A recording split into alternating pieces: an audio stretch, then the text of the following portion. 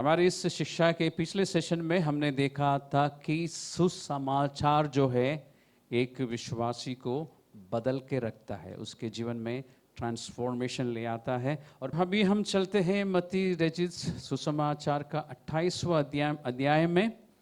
पिछले एक सेशन में मैंने आपको बताया था कि यीशु मसीह के पुनरुत्थान के बाद और स्वर्ग आरोहण से पहले, यानी स्वर्ग की ओर जाने से पहले, प्रभु यीशु मसीह ने अपने चेलों से बात करते हुए मत्ती 28 में बताया था कि स्वर्ग और पृथ्वी के सारे अधिकार जो है वो मेरे पास है। मैं चाहूँगा कि आप खुद अपनी अपनी बाइबल में एक बार उस सत्य को देखें और उस बात को समझें। मत्ती 28 का 18 और 20, 18 से 20 तक, मैथ्यू 28, 18 to 20। यीशु ने उनके पास आकर कहा, स्वर्ग और पृथ्वी का सारा अधिकार मुझे दिया गया है, इसलिए तुम जाओ, सब जातियों के लोगों को चेला बनाओ और उन्हें पिता और पुत्र और पवित्र आत्मा के नाम से बपतिस्मा दो और उन्हें सब बातें जो मैंने तुम्हें आज्ञा दी है मानना सिखाओ, और देखो मैं जगत के अंत तक सदा तुम्हारे संग हूँ। मैं रेकमेंड करूँगा आपको एक सजेशन दूंगा कि कभी समय निकाल के इन तीनों पदों को पढ़ना, बार बार पढ़ना, फिर देखना पवित्र आत्मा क्या समझाता है। इन तीनों पदों में बहुत सारी बातें हैं, क्योंकि ये आखिरी आज्ञा है और हमें देखना चाहिए कि आज हम ऐसा कर भी रहे हैं और या उससे बढ़कर या उससे हटकर कुछ कर रहे हैं। बार बार बुनियादी शिक्षा देने की ज़रूरत नहीं है, लेकिन हम बार बार क्यों जा रहे हैं? क्योंकि आज मसीही समाज में बुनियादी बातों को छोड़कर या उससे हटकर, या फिर जैसे पवित्र शास्त्र में लिखा है कि हमें उससे बढ़कर नहीं जाना चाहिए, उसी में स्थिर रहना चाहिए। अगर आपको बुनियादी शिक्षा ठीक से मालूम है तो जब गलत शिक्षा आप तक पहुंचेगी आप समझ सकेंगे, पकड़ सकेंगे, पहचान सकेंगे, परख सकेंगे और धोखे में नहीं रहेंगे। तो पृथ्वी और आसमान या स्वर्ग का सारा अधिकार किसके पास है? प्रभु यीशु मसीह के पास है। ओके, तो इसलिए हम हाथों को उठाते हैं, धन्यवाद करते हैं, स्तुति करते हैं। और प्रभु यीशु के लिए लिखा है इफिसियों पहला अध्याय 20 से लेके 22 तक कि प्रभु यीशु मसीह आज स्वर्ग में अपने सिंहासन पर बैठे हैं, विराजमान हैं, और हम जो यीशु मसीह में विश्वास करते हैं, हम भी प्रभु यीशु मसीह के साथ स्वर्गीय स्थानों में बैठे हैं। ये दूसरा अध्याय का 6वें पद में आपको मिलेगा, इफिसियों की पत्री। इसका मतलब हम उस मसीहा के साथ जो जी उठे हैं, जो महिमा के साथ सबसे उन्नत स्थान पर बैठे हैं, हम उस मसीहा के साथ जुड़े हुए हैं। इसका मतलब ये भी है कि हमारे पास यीशु मसीह की ओर से कुछ, और इस शब्द को आप अंडरलाइन कर लेना, कुछ अधिकार है। हमारे पास सारा अधिकार नहीं है। हम प्रभु यीशु मसीह के अधीन में रहकर उस अधिकार में चलते हैं जो प्रभु यीशु मसीह ने हमें दिया है। यानी प्रभु यीशु मसीह ने हमें कुछ अधिकार सौंपे हैं, और ऐसा नहीं कि हमारे पास पूरा स्वर्ग और पृथ्वी का अधिकार है, जैसे कुछ सिखाने वाले सिखाते हैं। तो प्रभु यीशु मसीह की अधीनता में रहकर हम उस अधिकार का इस्तेमाल करते हैं जो प्रभु यीशु मसीह ने हमें दिया है। यानी ये अधिकार जो हमारे पास हैं, ये परमेश्वर की मर्जी के अनुसार चलने के लिए नहीं है और हमारी अपनी मर्जी से चलने के लिए नहीं है। इस अधिकार की सीमा है। असीमित अधिकार विश्वासियों के पास नहीं है, जैसे कुछ लोग सिखाते हैं।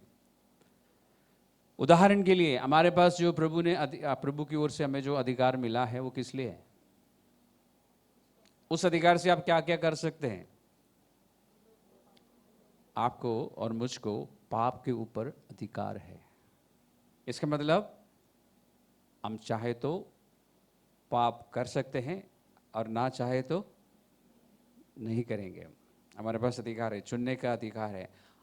हमारे पास डर के ऊपर अधिकार है, यानी डर में जीने के लिए या जीने की हमें ज़रूरत नहीं है। We have authority over sin and fear.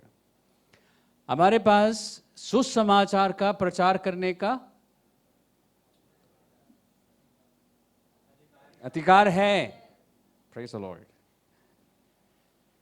विश्वासियों को सिखाने का और उन्हें चेले बनाने का अधिकार हमारे पास है। हम इस्तेमाल कर रहे हैं। प्रचार करने का अधिकार है, प्रभु ने दिया है, हम कर रहे हैं तो बहुत अच्छी बात है। हमारे पास प्रार्थना करने का अधिकार है। हम इस अधिकार को इस्तेमाल कर रहे हैं।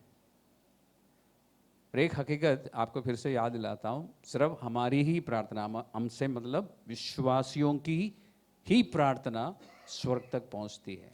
अविश्वासियों के पास ये अधिकार नहीं है कि वो जीवित परमेश्वर से प्रार्थना करें, उनकी प्रार्थना नहीं पहुंचती। हमारे पास अधिकार है कि हम अपने लिए प्रार्थना कर सकते हैं और दूसरों के लिए भी कर सकते हैं। हम कर रहे हैं तो बहुत अच्छी बात है।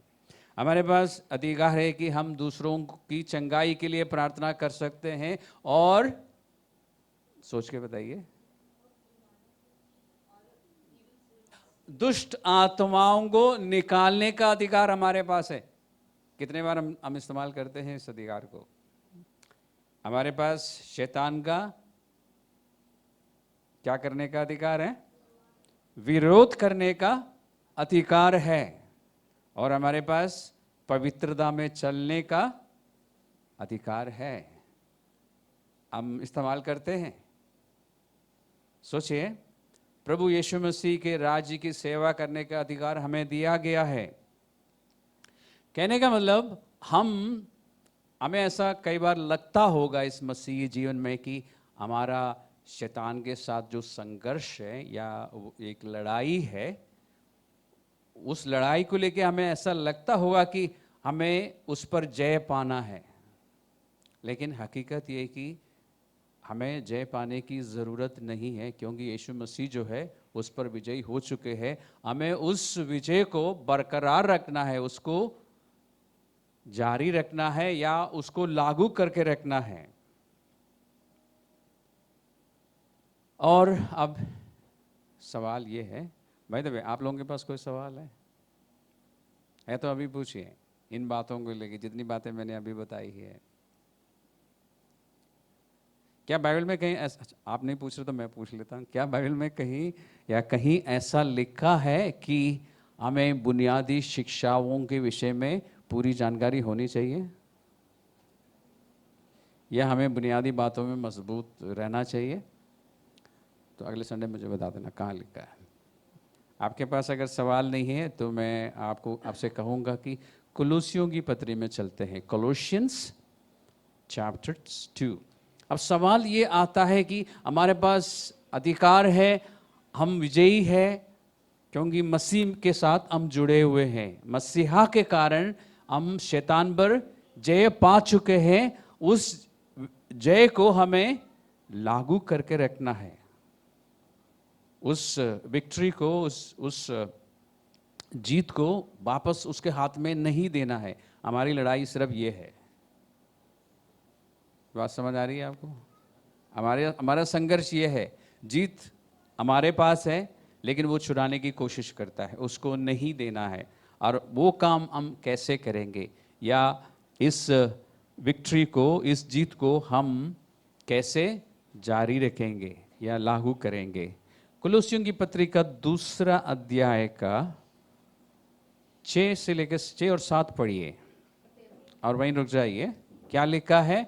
आपने और मैंने, या मैं ऐसा कहूं कि हम में से बहुतों ने, मैं नहीं कहूंगा कि हम में से हर एक ने, हम में से बहुतों ने यीशु मसीह को अपना प्रभु माना है। अगर आपने ऐसा किया है तो आपको मालूम है। तो जैसे हमने यीशु को प्रभु मानकर या प्रभु करके ग्रहण किया है, वैसे ही, बहुत हल्की और धीमी आवाज में आप क्यों पढ़ रहे हैं? उसमें चलते रहो। जरा जोर से पढ़िए। और आपके अपनी अपनी बाइबल्स में अंडरलाइन कीजिए, वैसे ही उसी में। क्या लिखा है? किस में? फर्क क्या है? ये नहीं लिखा है कि उसमें चलते रहो। क्या लिखा है? फर्क क्या है? और कोई रास्ता नहीं है, और कोई तरीका नहीं है, और कोई शिक्षा नहीं होनी चाहिए आपके पास। अगर आपने यीशु मसीह को ग्रहण किया है तो उसी में चलते रहो। समझ आया आपको? एक बार जोर से पढ़िए। जैसे तुमने मसीह यीशु को प्रभु करके ग्रहण कर लिया है, वैसे ही उसी में चलते रहो। किसको बोल रहे हैं आप?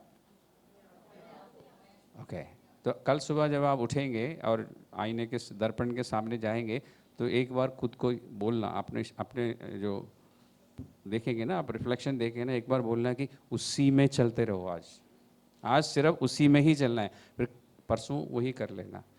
3-4 दिन आप करेंगे तो आपको याद रहेगा, मुझे प्रभु यीशु मसीह में ही चलना है और किसी में होकर नहीं चलना है। 7वां पद में क्या लिखा है? तो उसमें 3-4 बातें हैं। एक तो उसमें जड़ पकड़ना है। आपकी जड़ कहाँ पर है? अपने अपने जीवन को हमें देखना चाहिए, और ये सब बातें हमें सुनने को मिलती है। हमें बीच बीच में हिला के देखना चाहिए कि मेरी जड़ है, नीचे को जा रही है या जड़ कहीं नहीं जा रही है। ये देख लेना चाहिए, मसीह में है मेरी जड़ या नहीं, ये मुझे देखना चाहिए। और फिर उसमें बढ़ना है, और विश्वास में जो प्रभु यीशु मसीह में है। बुनियादी शिक्षा में आपको मालूम होगा शायद कि विश्वास बुनियादी शिक्षाओं में है।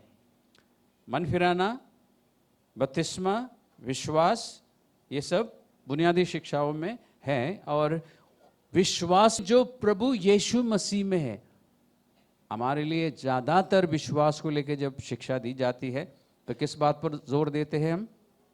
ये आपको ज़्यादातर क्या सुनने को मिलता है?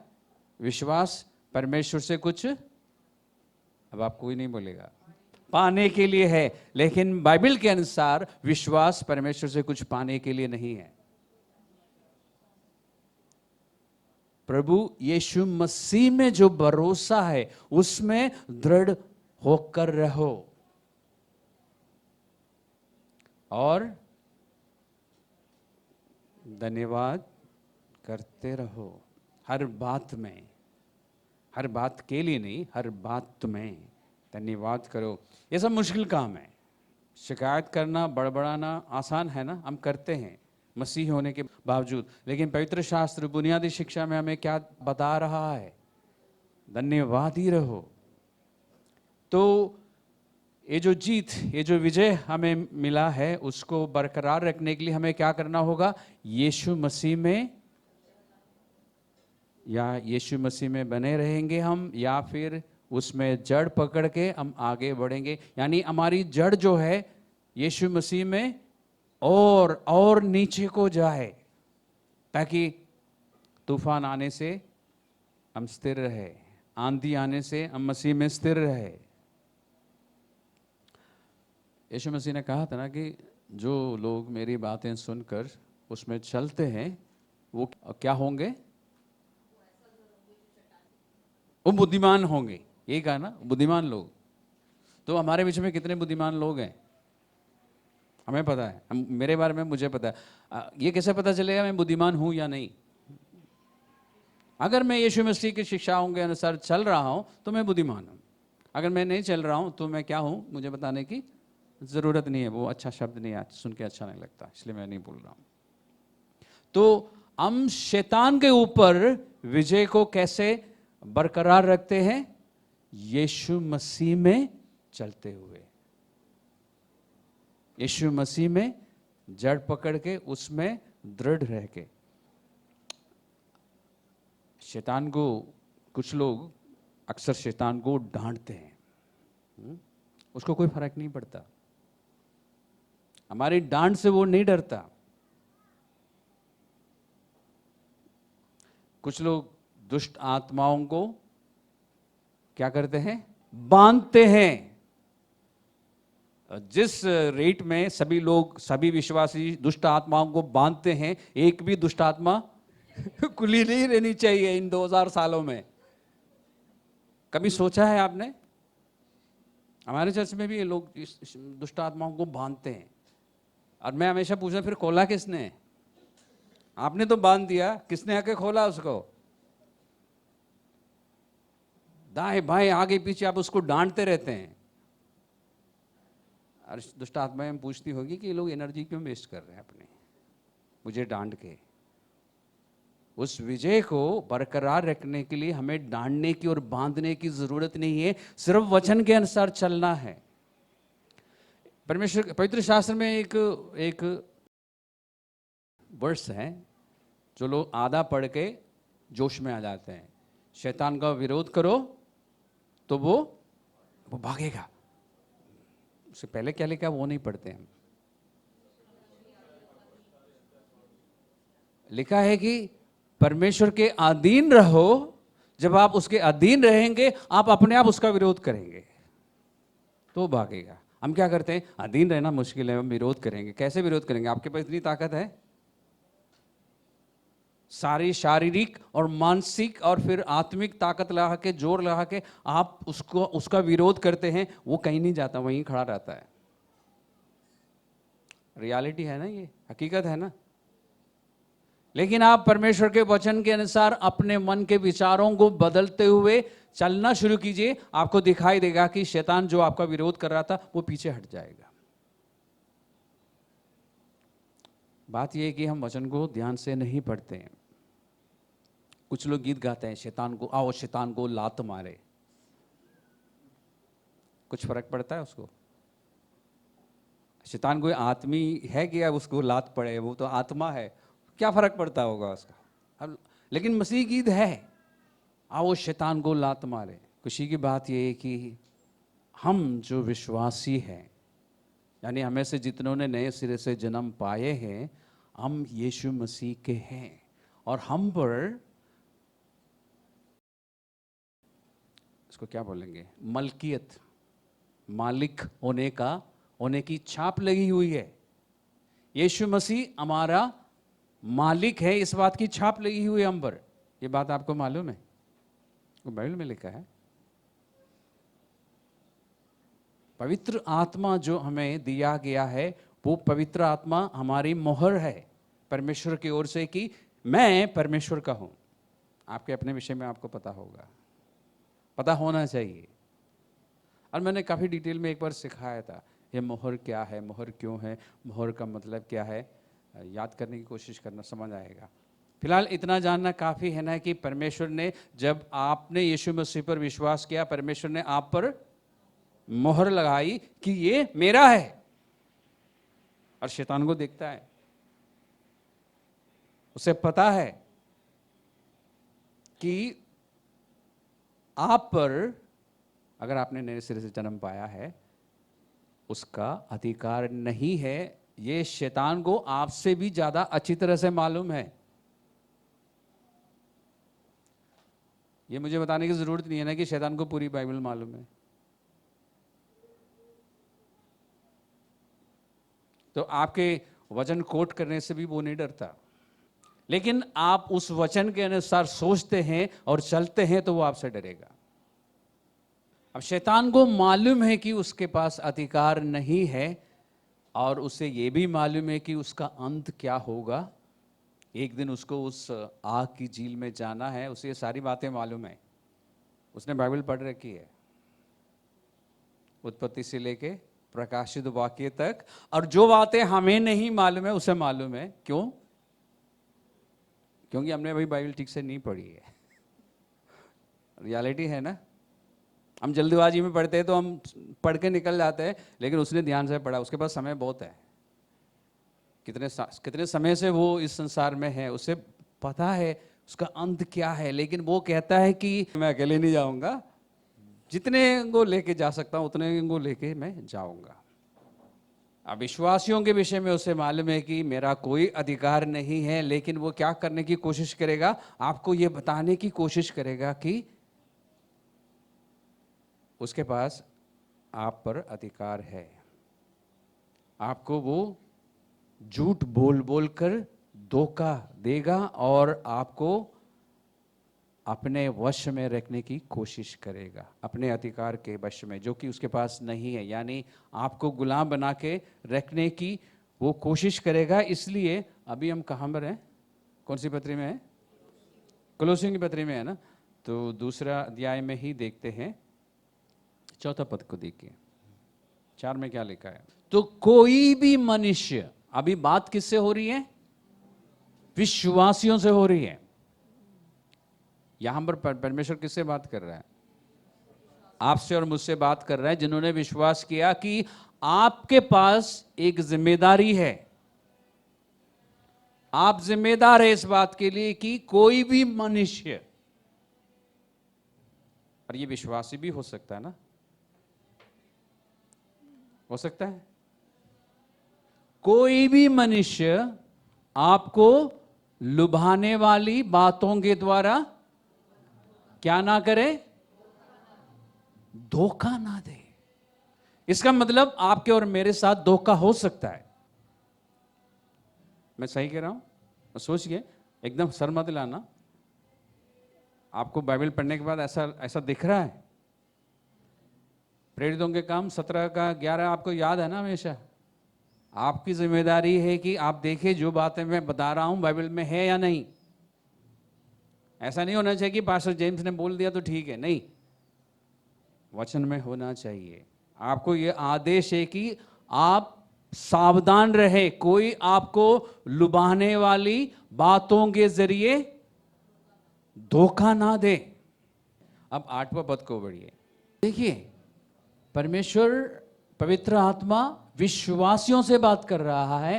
पहले बोला कि ध्यान रखो कोई तुम्हें लुभाने वाली बातों के द्वारा धोखा ना दे। अब कह रहा है कि चौकस रहो। कौन करेगा? किससे बात हो रही है? मुझसे बात हो रही है कि मैं चौकस रहूं, ताकि, क्योंकि ये मेरी जिम्मेदारी है, मुझे ये देखना है, मुझे ये सुनिश्चित करना है कि कोई मुझे खोखली और धोखे वाली विचारधारा से गुलाम ना बना ले। अंग्रेजी अगर आप पढ़ते हो तो थोड़ा सा और साफ लिखा है, थ्रू वेन फिलॉसफी। ऐसी ऐसी बातें जो सुनने में स्पिरिचुअल है लेकिन बिब्लिकल नहीं है। बहुत सारी बातें जब विश्वासी लोग करते हैं, आपको लगता है कि हाँ ये तो स्पिरिचुअल बातें बोल रहा है। आपको ये देखना है, आपको ये नहीं देखना कि ये स्पिरिचुअल है या नहीं, आपको ये देखना है कि ये बाइबल में है या नहीं। लास्ट संडे जब हम उस केरला में एक चर्च में थे, उस पास्टर ने एक बात बताई, फिर हमने उससे थोड़ी देर पहले या प्रीवियस डे हमने वीडियो भी देखा था। केरला के एक मशहूर पास्टर वीडियो में, यूट्यूब वीडियो में कन्फेस कर रहा है, मान रहा है कि पिछले 10 सालों से वो एक दुष्ट आत्मा की जरिए से भविष्यवाणियां कर रहा था। उन्होंने पब्लिकली सबके सामने माना कि पिछले 10 सालों से मैं दुष्ट आत्मा के जरिए से भविष्यवाणी कर रहा था। उसके बाद वो एक अफसोस जताता है कि लेकिन दुख की बात यह कि केरला के किसी भी पास्टर ने मुझे नहीं पकड़ा, किसी ने भी नहीं परखा। Nobody discerned it. सबने वाह वाह किया। और ये वीडियो मलयालम में है, नहीं तो मैं आपको पोस्ट कर देता, आप खुद भी सुन सकते थे। सुन के आप हिल गए होंगे ना थोड़ा सा। और मुझे भी पिछले सैटरडे रात को ही पता चला, किसी ने मुझे वो वीडियो फॉरवर्ड किया था। फिर पास्टर साहब ने संडे को बोला। परमेश्वर हम इस बात पर जोर क्यों दे रहा है कि हमें मालूम होना चाहिए कि वचन में क्या लिखा है, तब हम धोखे में नहीं आएंगे। इसलिए जो बातें आपको लगती है कि आत्मिक है, ध्यान रखना, आपको ये देखना है कि ये बातें बाइबल के अनुसार है या नहीं। तो हर दूसरा व्यक्ति जो सुनने में स्पिरिचुअल लगता है, उनकी बातें मत मानना। आपको देखने की जरूरत है कि ये बातें बाइबल के अनुसार है या नहीं। तो शैतान क्या करेगा? हमें धोखा देने की कोशिश करेगा, हमें फिर से गुलाम बना के रखने की कोशिश करेगा। आप चर्च में होंगे, आपके हाथों में बाइबल्स भी होंगे, आपके फ़ोन में भी बाइबल्स होंगे, लेकिन बाइबल का अध्ययन ना करने के कारण आपके पास सही ज्ञान और समझ नहीं होगी और आप फिर से गुलाम बन के शैतान की लिटरली सेवा करते रहेंगे और आप सोचेंगे कि मैं प्रभु यीशु मसीह के साथ हूं। और ये कोई नई बात नहीं है। ये कोलोसियों की पत्री कितने साल पहले लिखी गई थी? 2000 से भी ऊपर हो गया, या 2000 साल मान के चलिए। तो उस समय में भी, और ये किसके द्वारा लिखी गई है?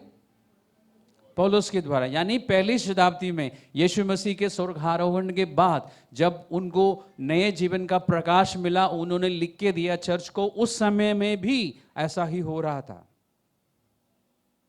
तो आज जो हम देख रहे हैं, सुन रहे हैं, ये कोई नई बात नहीं है।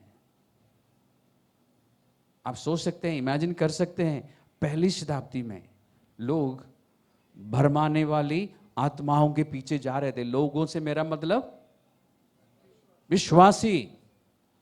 विश्वासी चर्चेस धोखे में आ गए थे।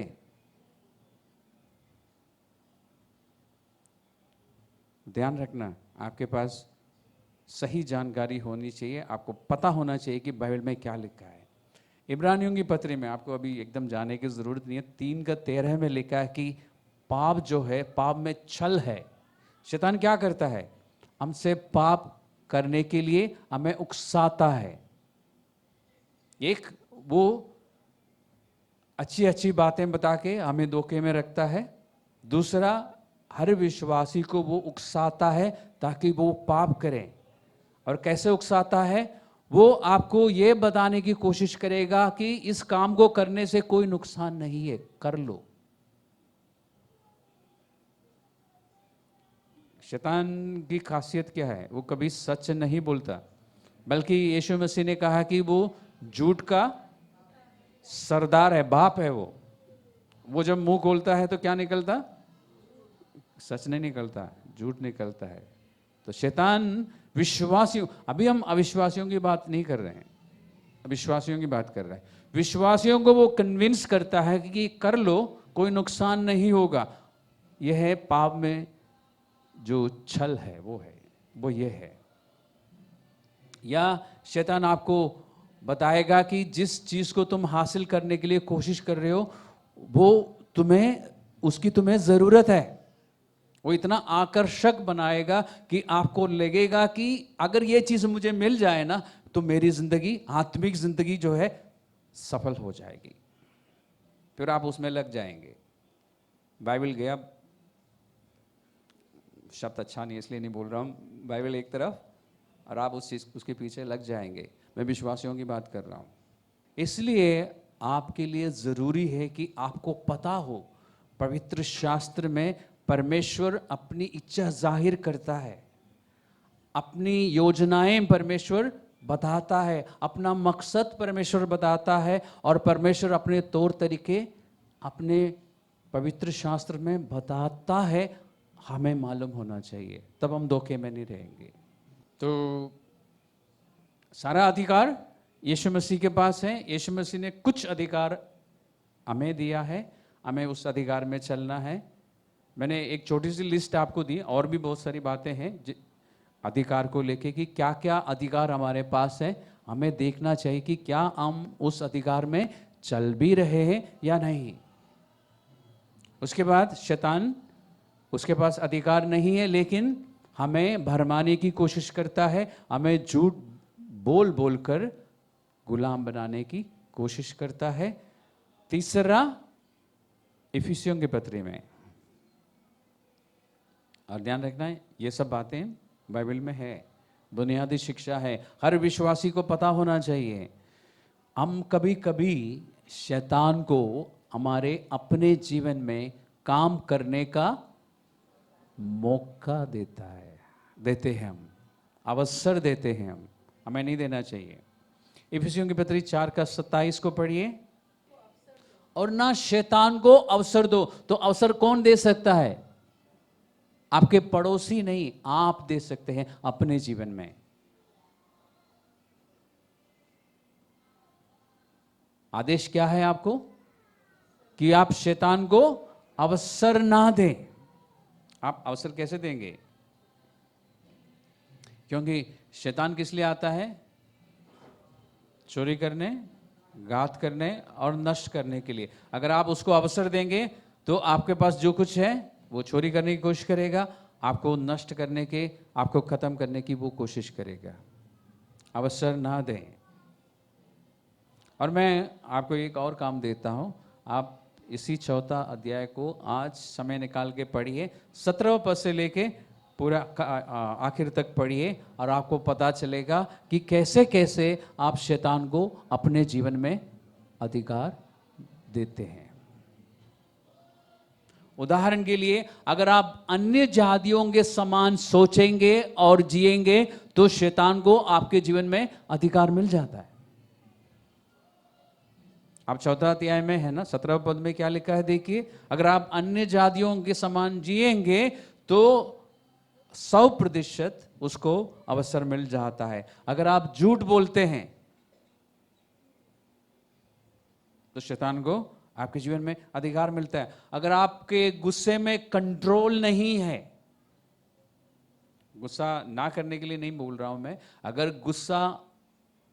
अगर आप हमेशा गुस्से में रहते हैं और आप गुस्से को अपने काबू में नहीं रखते हैं तो शैतान को अवसर मिल चुका है आपके जीवन में। इसमें और भी बहुत सारी ऐसी बातें हैं। अगर आप चोरी करते हैं, आप बोलेंगे नहीं हम तो कभी चोरी नहीं करते। देखिए अपने लाइफ को, अगर नहीं करते हैं तो बहुत अच्छी बात है, उसको अवसर नहीं मिल रहा है चोरी के द्वारा। अगर लेकिन आप चोरी करते हैं तो शैतान को अवसर मिल रहा है। अगर आपके मुंह से गंदी बातें निकलती है, साधारण भाषा में अगर आप गालियां देते रहते हैं तो शैतान को अवसर मिल रहा है। अगर आपके मन में कड़वाहट है तो शैतान को अवसर आपने दे दिया है आपके खिलाफ काम करने के लिए। अगर आपके जीवन में ऐसी ऐसी चाहते हैं, ऐसी ऐसी ख्वाहिश है जो परमेश्वर के वचन से हटके हैं या परमेश्वर की मर्जी के विरोध में है, तो आपने शैतान को अधिकार दे दिया। अगर आप दूसरों की उन्नति की बजाय उनके जीवन में परेशानियां, तकलीफ, दर्द, दुख आने की चाहत रखते हैं तो आपने शैतान को अवसर दे दिया। और हम सबको अपने अपने जीवन देखना चाहिए। कभी कभी हम दूसरों के लिए ऐसी चाहत रखते हैं, मैं रियलिटी हकीकत बता रहा हूं आपको, चाहे वो विश्वासी हो या अविश्वासी हो, कभी कभी हम ऐसी इच्छा रखते हैं दूसरों के लिए। आपने शैतान को अधिकार दे दिया। अगर आप संसारिक सुख विलास की इच्छा रखते हैं तो आपने शैतान को अवसर दे दिया। इसलिए मैंने कहा कि आप 17वें पद से लेके 32 तक, लास्ट वर्ष तक पढ़िए। अगर आप अपने अपने जीवन में थोड़ा सा समय निकालेंगे ना और प्रार्थना करेंगे तो आपको पता चलेगा, आपका अपना हाल आपको पता चलेगा। आपको पता चलेगा कि आप कहां पर और कैसे शैतान को आपके जीवन में खिलवाड़ करने का अधिकार या अवसर दे रहे हैं, आपको पता चलेगा। और जब आपको पता चलेगा, आप परमेश्वर के सामने अंगीकार करेंगे, फिर परमेश्वर से अनुग्रह मांगेंगे ताकि आप दोबारा ऐसा ना करें। और ऐसा करके आप शैतान को जो अवसर दिया था, यानी शैतान के लिए आपके मन का दरवाज़ा खोल दिया था, आप बंद करेंगे और अंदर से क्या करेंगे? कुंडी लगाएंगे। ध्यान रखना, आपके मन के जो दरवाजे हैं उसकी कुंडी जो है बाहर नहीं है, अंदर है, आपके पास है। आप ही बंद कर सकते हैं, कोई और नहीं कर सकता। कोई पास्टर आके आपके सर के ऊपर हाथ रख के जोर लगा के प्रार्थना करने से वो कुंडी बंद नहीं होगी। आप खुद कर सकते हैं, आपके अपने विचारों से। ये बातें समझ आ रही है? कोई क्वेश्चन है, कोई सवाल? चलो आपको मैं 30 सेकंड्स का समय दे रहा हूँ, सोचिए कोई सवाल है। ये बातें, और मैंने आपको रेफरेंसेस इसलिए भी दिए हैं ताकि आप घर जाके भी चेक कर सकें ये बातें ऐसी है कि नहीं। तो दरवाज़ा बंद रखने के लिए क्या करना चाहिए आपको? खुद की जांच करनी चाहिए, दूसरों की नहीं। खुद की जांच कीजिए, देखिए, प्रार्थना कीजिए, पवित्र आत्मा आपकी सहायता के लिए हमेशा हाजिर है। पवित्र आत्मा सहायता करेगा, आपको पता चलेगा कि मैं इस रीति से शैतान को अपने जीवन में अधिकार दे रहा हूं। आपने पहचान लिया, आपने प्रभु के सामने मान लिया, प्रभु से प्रार्थना आपने कर लिया कि प्रभु मुझे अनुग्रह देना ताकि मैं दोबारा ना दूं उसको ये अवसर। आप दरवाज़ा बंद करेंगे और आप फिर आज़ादी में चलेंगे। कुछ लोग बाइबल के वर्सेस कोट करने में बहुत ही माहिर है। 1 जॉन 1 यूहन्ना 4:4 में क्या लिखा है? जो तुम में है वो उससे कहीं ज़्यादा शक्तिशाली है जो इस संसार में है। ये कोट करने से उसको कोई फर्क नहीं पड़ता। मैं आपको फिर से बता रहा हूं, आप सुबह से लेकर शाम तक बोलते रहो कि जो मुझ में है वो उससे ज़्यादा शक्तिशाली है, जो मुझ में है उससे ज़्यादा शक्ति, कोई फर्क नहीं पड़ेगा, आप तक जाएंगे या अंदर से थोड़ा सा जोश मिलेगा आपको, शैतान को कोई फर्क नहीं पड़ेगा। लेकिन जब आप दरवाज़ा बंद करेंगे ना इस तरह से, तो आपको ये कोट करने की, बोलने की ज़रूरत नहीं होगी, आप विजयी होकर रहेंगे।